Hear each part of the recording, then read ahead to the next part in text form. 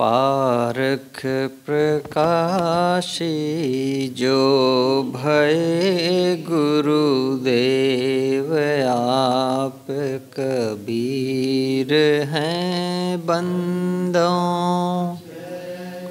तिनके भले जेहि प्रेम सद्गुण तीर हैं प्रेमी की भावे। जो प्रेम दिल सांचार है वही बोध वही शोध गही तब प्राप्ति होई स्थिति। आप ही ने नाशि भ्रम मार्ग चलाया ज्ञान का बीजक। जो सोई भया परमान का कबीर ऐसा नाम जेहि सोई। जान काया ज्ञान को जो हान करी वही बंदी मम मन मान। काया ज्ञान को जो हान वही बंदी मम मन मान का।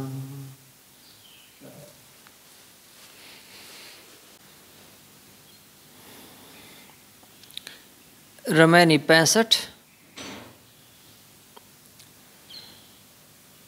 अपने गुण को अवगुण कहहु यह अभाग जो तुम न विचारहु।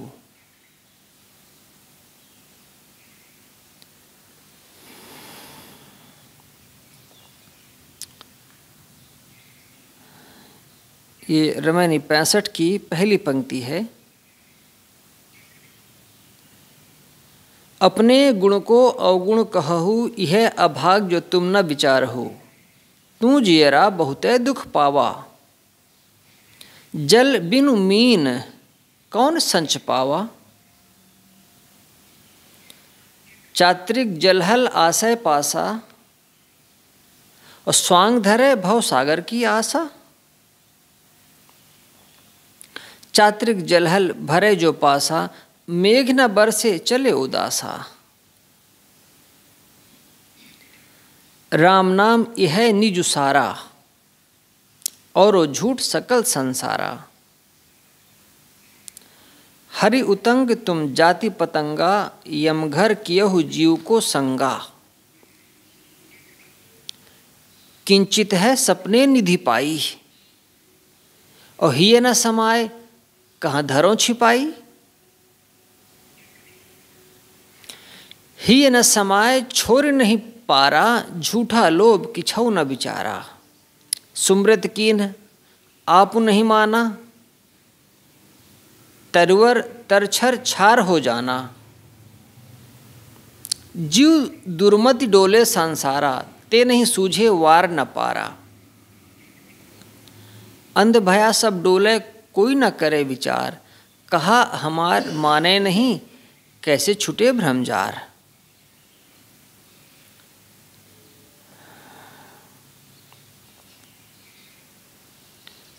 लोगों ने गुरुओं की वाणी को गाने और उसका पाठ करने के लिए बना लिया है।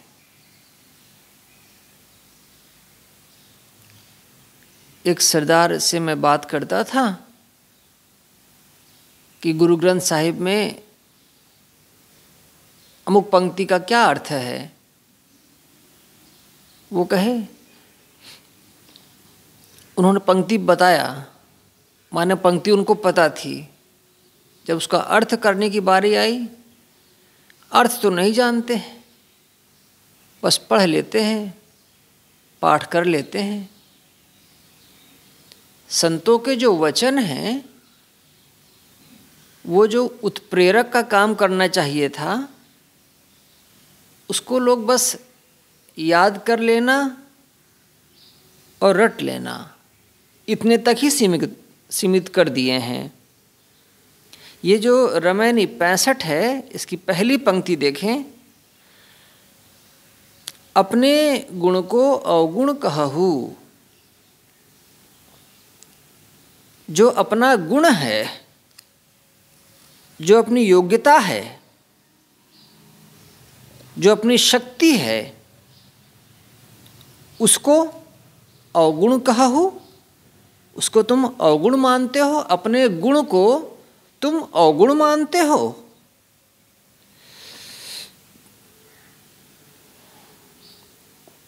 कौन सा गुण है? एक तो मानव का शरीर, इसको दुर्लभ बताया, और मानव शरीर में मानवीय बुद्धि, और तीसरी है विचार शक्ति। विचार करना आदमी का सबसे बड़ा गुण है, और विचार करने के लिए तुम स्वतंत्र हो, लेकिन करते नहीं हो। बस विचार की शक्ति आदमी की सबसे बड़ी शक्ति है, और कोई भी विचारवान बनने के लिए प्रेरित नहीं करता है। धर्म के क्षेत्र में जाओ तो पूजा, पाठ, प्रार्थना, श्रद्धा, भक्ति, इसी के लिए प्रेरित करते हैं। विचारवान बने, कोई समझदार बने, ये धार्मिकों का प्रयास नहीं है। साहब कहते हैं जो तुम्हारा गुण है, जो तुम्हारी योग्यता है, जो विचार करने की जो तुम में क्षमता है, उसको तुम्हारे धर्मशास्त्र अवगुण कहते हैं, कमी बताते हैं। कबीर जब किसी सभा में जाते होंगे, भीष्म साहनी का एक नाटक है कबीरा खड़ा बाजार में, तो उसमें युवा कबीर की चर्चा है। नाटक है, उन्होंने कल्पना से लिखा है, पर भीष्म साहनी बड़े ऊंचे दर्जे के लेखक थे। उन्होंने लिखा कि 18-19 साल का कबीर है और उसको कोतवाल के सैनिकों ने पीटा है। तो उसके साथी आकर के उसकी माँ को खबर करते हैं कि आज कबीर फिर पिटा, आज कबीर को फिर मारा है सैनिकों ने। थोड़ी देर बाद कबीर आते हैं तो उनकी माँ कहती है, ला दिखा, पीठ दिखा। तो कहते हैं, अरे माँ ये तो होता रहता है, कुछ ऐसी बात नहीं है। वो जबरदस्ती पीठ खोलती है, देखती है तो कोड़ों के निशान हैं। उनकी माँ कहती है, आज तुम फिर किसी से भिड़ गए थे?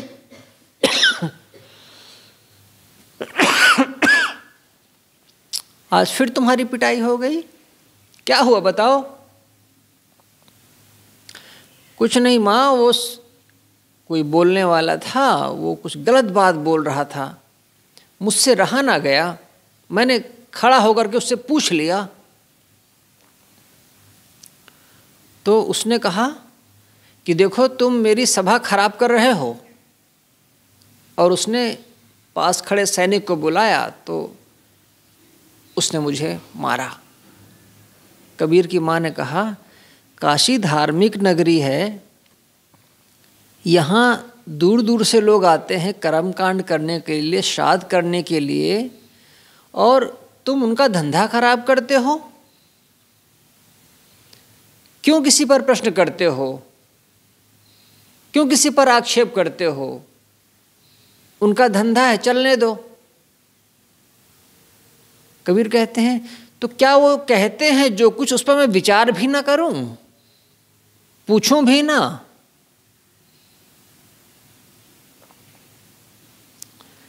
अब ये जो उन्होंने कहा है बीजक में, साच कहो तो मारन धावे, तो ये क्या सिर्फ बदकही है? उनके साथ वैसा व्यवहार नहीं हुआ होगा, दुर्व्यवहार नहीं हुआ होगा? और ऐसी ही जब स्थिति उन्होंने देखी, तब उन्होंने कहा कि अपने जो विचार शक्ति है, जो विचार करने की योग्यता है, उसको ही तुम अवगुण मान रहे हो। तुम श्रद्धा को, भक्ति को ज़्यादा मूल्य देते हो और विचार करने की क्षमता को नहीं।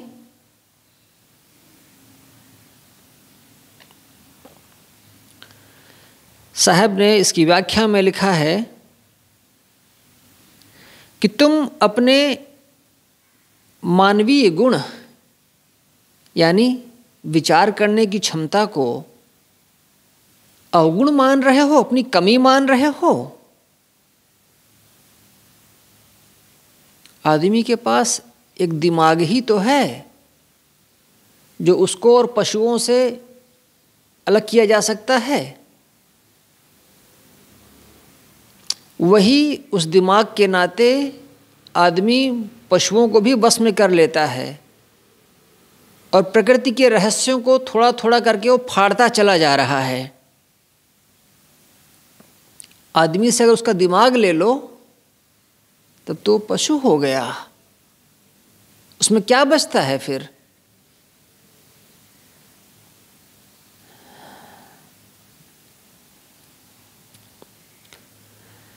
जो बड़े योग्य हुए, जो बड़े समझदार हुए, तो उनका शरीर तो विशाल नहीं था, वो देखने में तो अद्भुत नहीं थे, वो तो वैसे ही थे, साधारण जैसे लोग। लेकिन बस विचार करने की क्षमता है, उसके नाते वो मनुष्य महान हुए। साहब ने लिखा, मनुष्य में यदि विचार ना हो तो वह पशु से भी गया बीता है। प्रकृति की तरफ से ही मनुष्य का हृदय विचार शक्ति संपन्न बना है।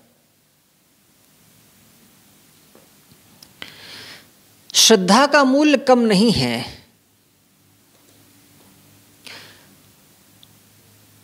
लेकिन विचारों को छोड़कर केवल श्रद्धा, भावुकता है। लोग श्रद्धा का गलत अर्थ लगाते हैं। वे समझते हैं कि परंपरा की हर बात आंख मूंद कर मान लेना श्रद्धा है, परंतु यह श्रद्धा को ना समझने का फल है। श्रद्धा का अर्थ होता है सत्य को धारण करने की क्षमता।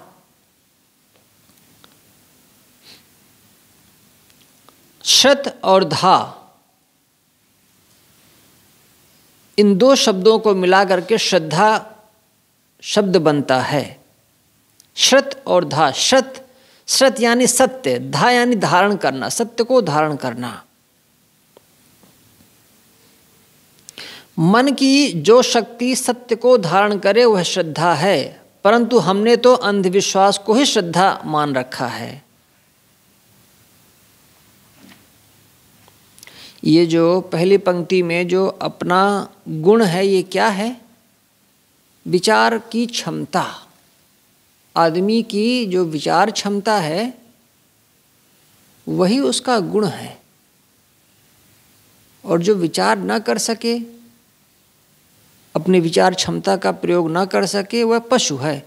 देखिए, धर्म का अर्थ उत्तर पाना नहीं है, धर्म का अर्थ है नए नए प्रश्न पैदा करना।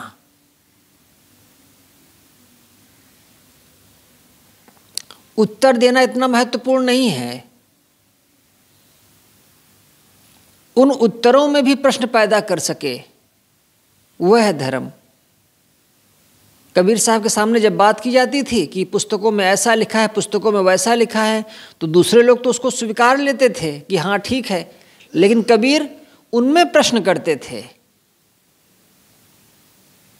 जो प्रश्न करने की क्षमता पैदा हो आदमी में, वही धर्म का उपयोग है।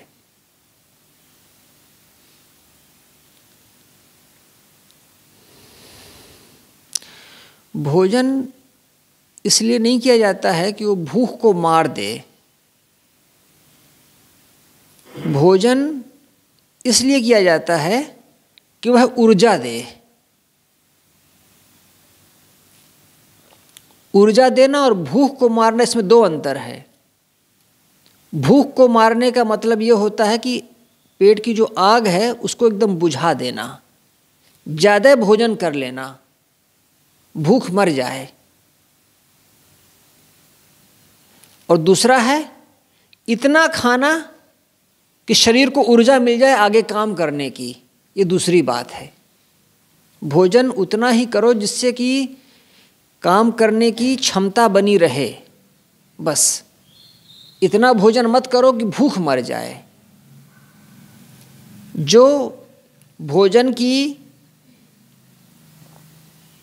मात्रा नहीं जान पाता है और ज़्यादा खाता है, उसको भोजन करने से लाभ नहीं नुकसान है। क्यों? क्योंकि वो भूख को ख़त्म कर देता है। भूख को ख़त्म नहीं करना है, भूख बनी रहे, बस यही खाने का सूत्र है। विचार आदमी के सांस में समाया हुआ है और विचार न कर सके और विचार की क्षमता को कुंठित किया जाए, उसे अवगुण माना जाए। गुरु भी कहें, धर्मशास्त्र भी कहें, लोग भी कहें। साहब कहते हैं यह अभाग, ये तुम्हारा अभाग है जो तुम ना विचारहु, जो तुम विचार नहीं करते।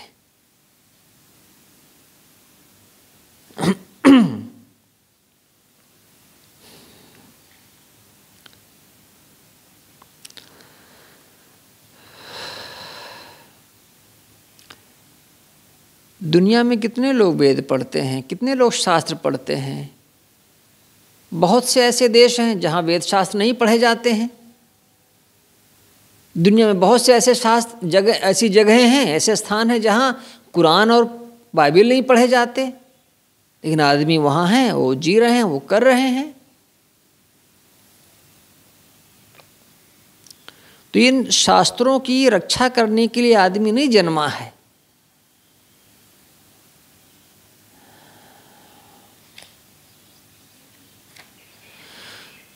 तू जियरा बहुते दुख पावा, ऐ जीव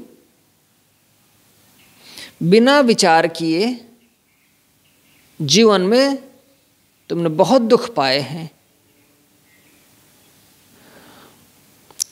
जल बिनु मीन कौन संच पावा, जल के बिना मीन मछली को कौन संच पावा। सुख, संच माने सुख। अगर मछली जलविहीन हो जाए तो उसको कौन सा सुख मिलेगा? वो तो तड़प तड़प करके मर जाएगी, वो बचेगी नहीं। मछली को पानी से बाहर निकाल लो तो प्राणहीन हो जाएगी। मनुष्य से उसकी विचार करने की क्षमता छीन लो, वो जल विहीन मछली जैसा हो गया। और इसी में सारे दुख हैं। गुरुजी ने लिखा है, तू जियरा बहुते दुख पावा, हे जीव विचार को छोड़ करके तू क्यों दुख पा रहा है। मन के विकार, मोह, लोभ और फिर भूत प्रेत, देवी देवता, तंत्र मंत्र, शकुन अपशकुन, इनके भ्रमजाल में तू इसलिए भटकता है क्योंकि तू प्रयोग नहीं करता है विचार का, विचार की क्षमता का। यह तेरा अविचार ही है कि तू अपने स्वरूप को नहीं समझता, इसीलिए तू यहाँ वहाँ भटकता है। मछली पानी से अलग हो जाए तो उसको विश्राम कैसे मिलेगा? यदि जीव आत्मविचार से अलग है तो वह सुखी कैसे हो सकता है? बाहर से कोई संपन्न हो लेकिन अपनी आत्मा से संतुष्ट ना हो, अपनी आत्मा में संतुष्ट ना हो, तो वह सुख कैसा? तीसरी पंक्ति,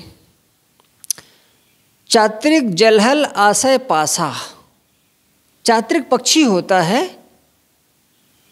जो सीधे स्वाति नक्षत्र में कहते हैं जब मेघ बरसते हैं, और स्वाति नक्षत्र होता है, स्वाति नक्षत्र का मतलब होता है तारों की एक विशेष अवस्था, एक विशेष स्थिति। तब उस नक्षत्र में अगर मेघ बरसा और पानी आया, पानी हुआ, तो चातक पक्षी अपना मुंह खोल देता है और उस पानी को पीता है। अगर वो समय बीत गया तब पानी फिर नहीं पिएगा, भले प्यासा मर जाए। स्वच्छ सरोवर में हो चातक पक्षी, लेकिन उसको नहीं पिएगा। क्यों? वो कहेगा जब स्वाति नक्षत्र के समय जब पानी बरसेगा तब पीऊंगा, भले वो स्वच्छ सरोवर में हो। साहब कहते हैं चात्रिक जलहल आशय पासा। चात्रिक पक्षी है, वो जल में हल गया है, जल में प्रवेश किया है, उसके चारों तरफ जल ही जल है, लेकिन वह चात्रिक पक्षी कैसा है? स्वांग धरे भव सागर की आशा। जैसे चात्रिक पक्षी के चारों तरफ स्वच्छ पानी का सरोवर हो, लेकिन वह उसे पीता नहीं है और स्वाति बूंद की आशा में प्यासा रह जाता है। यदि स्वाति नक्षत्र नहीं बरसता तो चातक निराश होकर उड़ जाता है। इसी प्रकार मनुष्य का हृदय शांति का सरोवर है, शांति का सागर है, लेकिन उधर वो ध्यान नहीं देता और कोई मन से कल्पित वस्तु की आशा करता है, उसे पाने के लिए नाना स्वांग बनाता है। यही तो भवसागर का रूप है। आदमी जहाँ है उसमें वो नहीं जीता है, उसमें वो संतुष्ट नहीं होता है। एक व्यक्ति का, एक सफल आदमी का एक इंटरव्यू देख रहा था। उन्होंने कहा, जब मैं छोटा था तो मेरे माता पिता कहते थे जब तुम बड़े हो जाओगे और सफल हो जाओगे तब तुम्हें सुख मिलेगा, तब तुम खुश होगे। उसने कहा फिर मैं युवा हुआ, फिर मैंने मेहनत की और फिर मैं सफल हुआ। लोग मेरा ऑटोग्राफ लेने के लिए, मेरे साथ फ़ोटो खिंचाने के लिए लाइन लगाए रहते थे और मैं अपने को देखता तो मैं पाता कि मैं सुख में नहीं हूँ, मैं खुश नहीं हूँ। तो मेरे माता पिता बचपन से अब तक यही कहते आए थे कि जब तुम जवान होगे, सफल होगे, तब तुम सुखी होगे। अब मैं सफल तो हो गया लेकिन सुखी नहीं हुआ, तो क्या मैं गलत जीता रहा? उसने कहा जहाँ हूँ, जैसे हूँ, अगर वहाँ मैं खुश नहीं हूँ, वहाँ सफल नहीं हूँ, वहाँ सुख से नहीं हूँ, तो मैं कभी सुखी नहीं हो सकता। आदमी अपने सुख को हमेशा आगे के लिए टालता चला जाता है।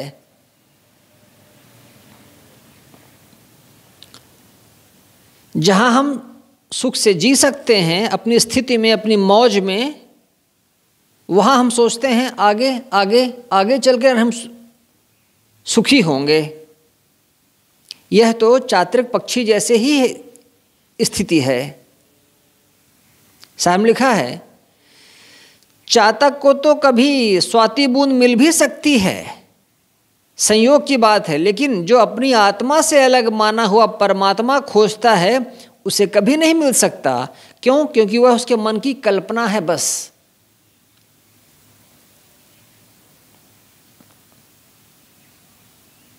और जो व्यक्ति स्वरूप स्थिति को छोड़ करके बाहर से कुछ पाने के लिए कर्मकांड करता है, स्वांग रचता है, वेशबाना बनाता है, मानो तुम भवसागर के लिए ही स्वांग रच रहे हो, विषय भोगों के लिए ही तुम ये स्वांग रच रहे हो, यही भवसागर है। ये जो पंक्ति 3 है और ये पंक्ति 4 है, इसको देखें, फिर पूछा जाएगा, ठीक है ना? जब आप कल आएंगे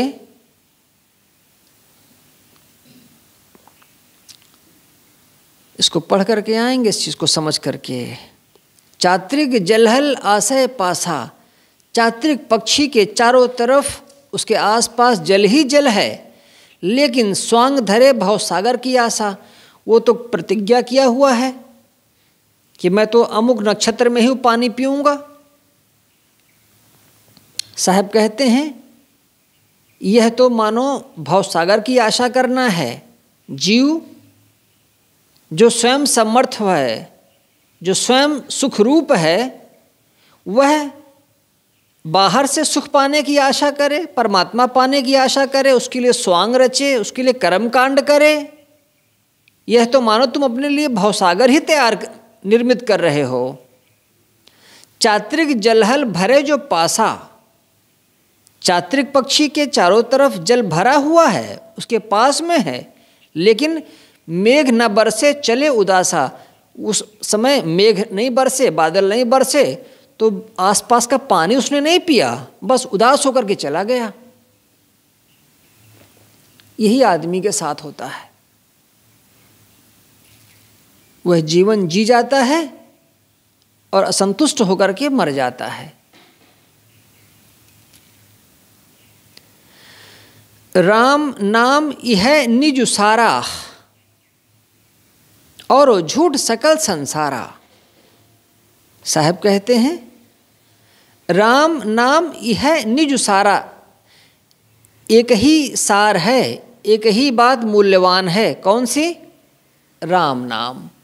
निज, निज माने अपना, निज का।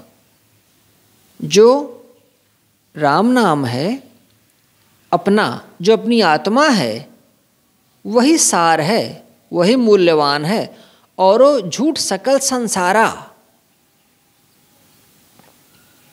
और तो सब कुछ मिल जाए वह सब झूठ है। क्यों झूठ है? छूट जाएगा ना।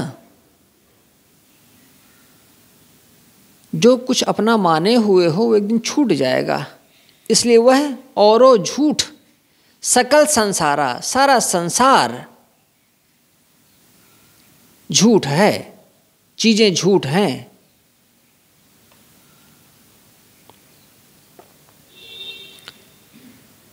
हरि उतंग तुम जाति पतंगा, यम घर कियहु जीव को संगा।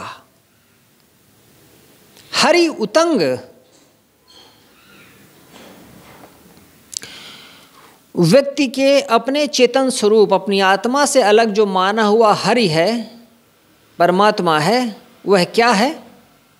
उतंग, ऊंची अग्निशिखा है। हरि उतंग, यह जो मन है, यह क्या है?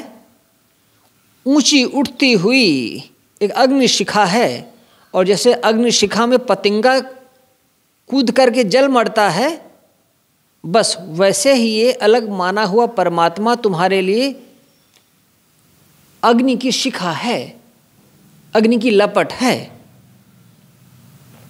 हरि जो बाहर माना हुआ परमात्मा है वह ऊंचे उठते हुए आग की लपट है, और तुम पतिंगा जैसे इसमें जलने वाले हो।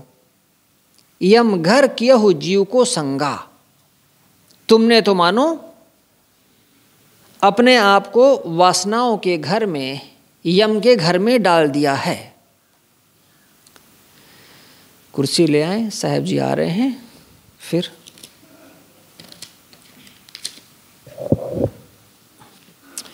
बोलिए सद्गुरुदेव की जय।